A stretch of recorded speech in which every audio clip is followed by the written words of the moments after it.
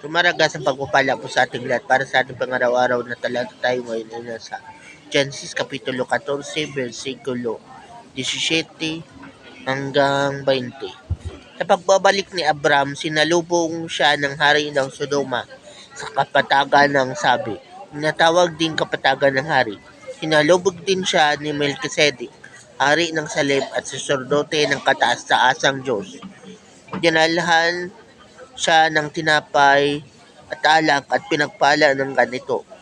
Pagpalain ka nawa Abram ng Diyos na kataas-taasan na lumikha ng langit at lupa.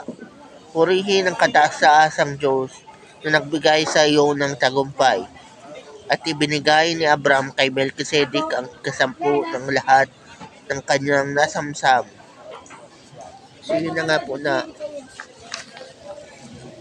tapos na yung pag-rescue nila kay Lot at sinalubong na sila ni Haring Melchizedek at yung hari ng Sodoma. At yun na nga po na binigay ni Abraham ang kanyang ikapo doon sa saserdote ng Salim na si Haring Melchizedek. Kasi siya ay saserdote na and at the same time hari pa. So yun po ang title ni Melchizedek. At pinagpala nga siya ng Diyos.